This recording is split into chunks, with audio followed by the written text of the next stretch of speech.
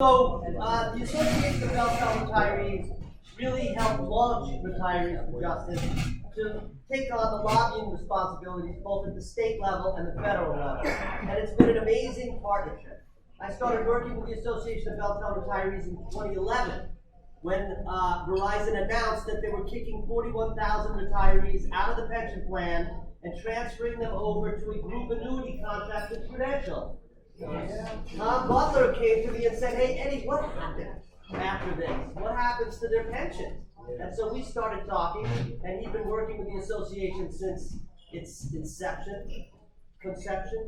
And, we started talking, and one thing led to another, and here I am, 11 years later. But one of the key things I want you guys to all know is what makes this association work is its members, its volunteers. The board members are all volunteers. I've never met a more committed bunch in my life. They're committed to protecting your earned benefits, but I've changed our mission. Retirees for Justice, we used to say we want to protect earned benefits for retirees. I've changed it. Now we want to protect and restore the benefits that have been taken away. And I'll go through that. So, first of all, BellTel Retirees, they've really been a thought leader on retiree issues. They've fought to protect health care benefits, pension benefits. You heard Tommy talk about sickness and death benefits. They really are advocates for you. And I'm very proud to continue my decade-long partnership. So we've got a lot on the agenda today, so I'm going to try and go through it as quickly as I can, and I will leave time for questions. So at the federal level, what do we want to do? Well, there's a lot of movement in Congress right now, believe it or not. And the key issue right now is amending ERISA.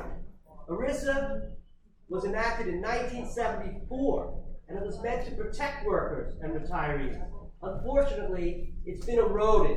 It's been eroded to the point where it doesn't really serve its protective purpose anymore. So we've drafted an amendment to ERISA that's very extensive, that we're hopeful will get some traction in Congress. There's already movements to amend ERISA this year, this session. And I'll get into the details on that, but I think we need to do more. I think we need to protect retiree benefits from discrimination by corporate America. Retiree benefits are not handouts. You all work for your benefits. They should be protected, and if they were taken away, they should be restored.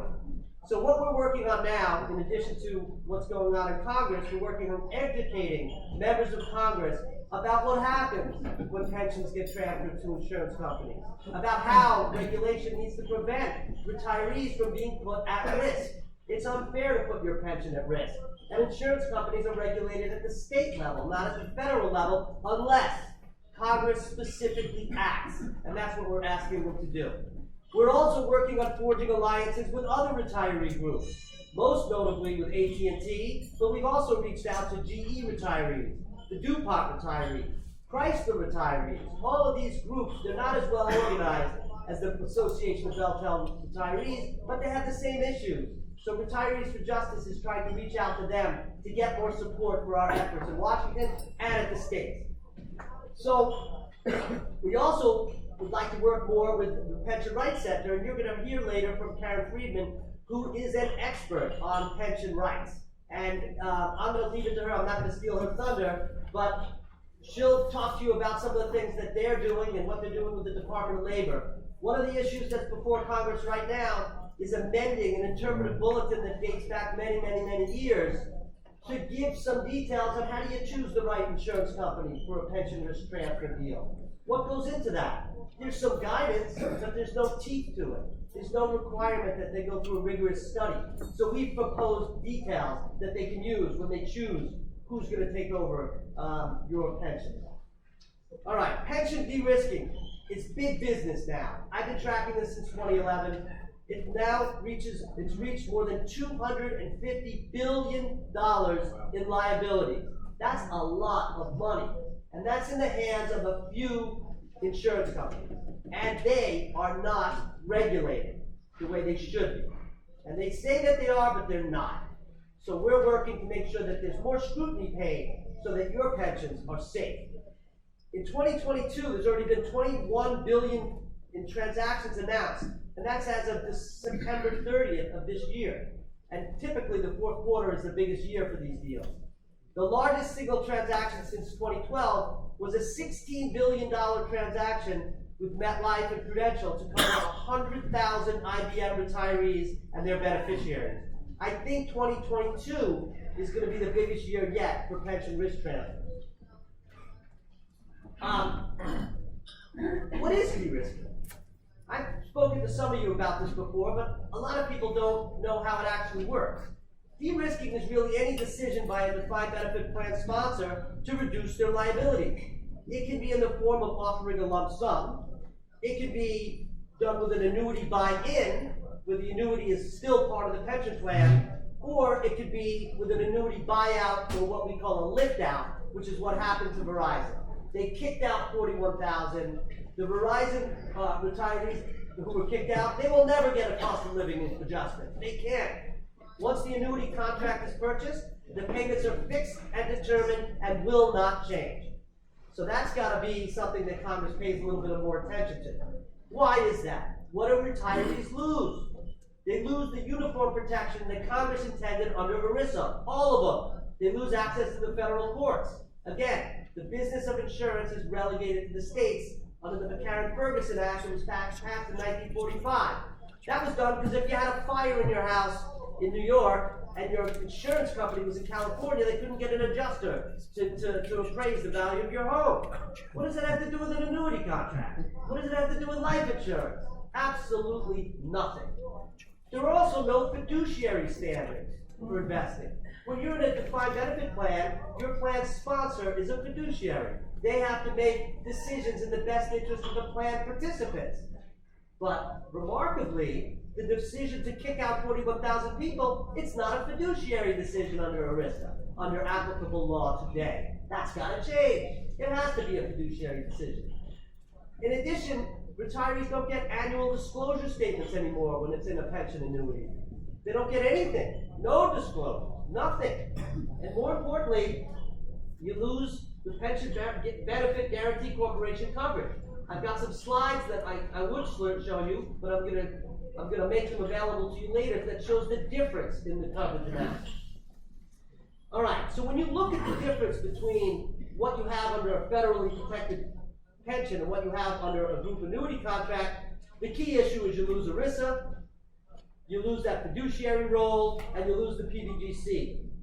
Under state law, you have non-uniform laws. Some states, annuities are protected, like Florida. So if you all move to Florida, you buy an annuity contract, creditors can't get at it. In New York, they can. In other states, they can, depending on state law. That's not right. Why should your rights be different because you move? One thing I've learned about working with retirees, they move. They move to be closer to kids, children, and more importantly, grandchildren. In any event, state guarantee associations backstop life insurance companies, in theory. But the coverage is per individual, per lifetime, and it's capped under state law.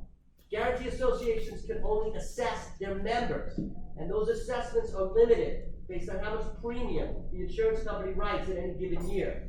There's simply not enough money available to cover an insolvency of a company the size of a MetLife or a Prudential or an Athene, the biggest writers of pension risk transfer deals. That's got to change. All right, so the Pension Benefit Guaranty Corporation, which backstops defined benefit plans, it's a U.S. government agency. It takes over the pension plan if the sponsor goes belly up, or if the plan falls below certain funded status. And then they make certain payments based on your age. So for example, a retiree at 65 can get $74,000 and change for a straight life annuity, and $67,000 for a joint and 50% survivor annuity. That's at age 65, right? At age 75, and that's an annual amount, the annual amount is $226,000 for a straight life annuity, and $203,000 for a joint and survivor annuity.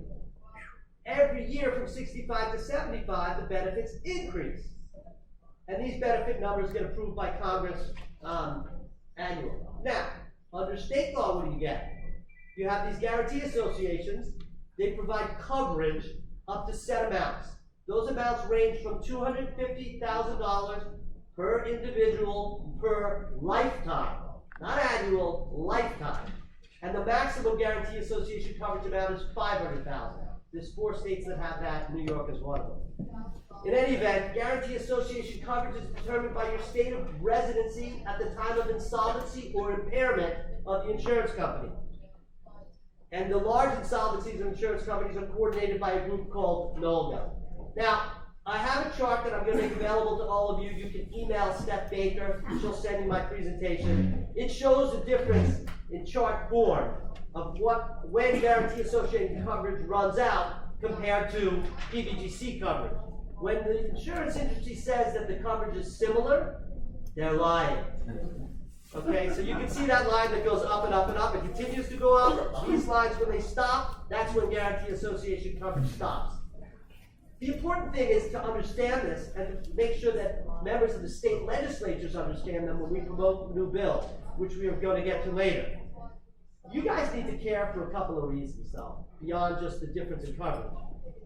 The concentration risk that's going on right now, with all the concentration of these billions of dollars in the hands of a few select companies, it's very dangerous.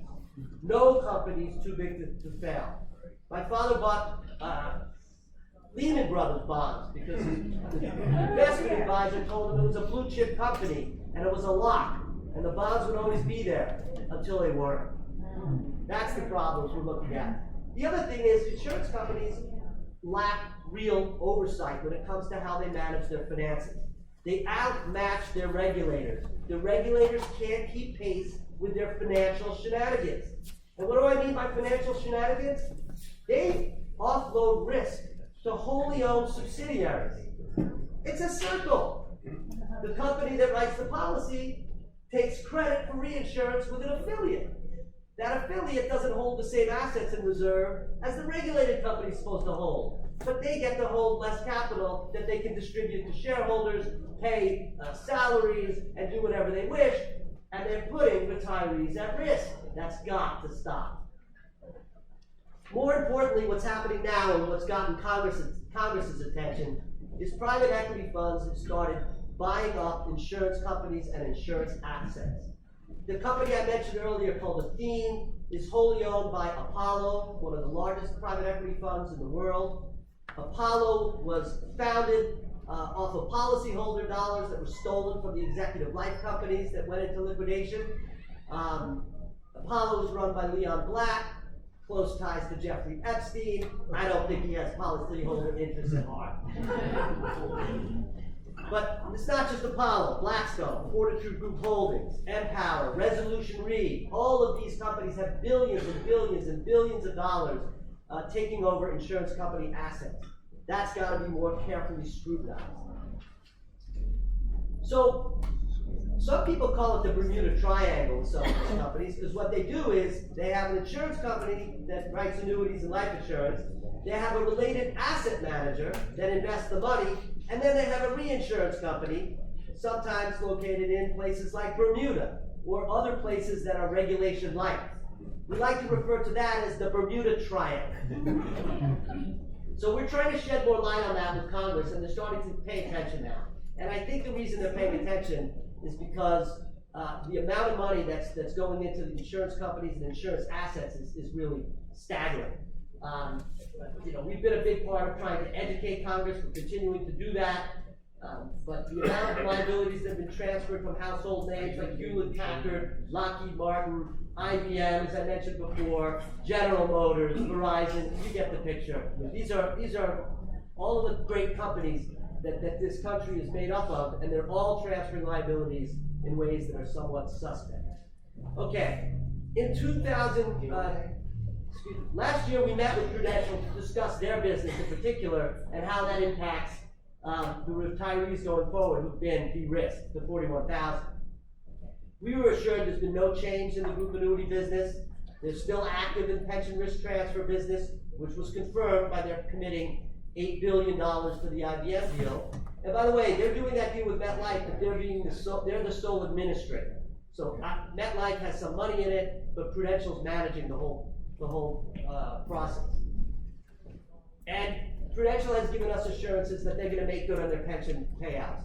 we need to keep meeting with them every year. We need to keep reminding them that we're here. We need to keep reminding them that the 41,000 and their families care about their pension payments. And we want to make sure that they're on board with doing that, but I believe that they will be. Okay, so when it comes to our state efforts, we've got a number of bills that are moving. Next year is going to be a big year with state initiatives, and we will be reaching out to membership for support in these initiatives, and that outreach will come through Retirees for Justice so we can make sure that we don't run afoul of any lobbying rules.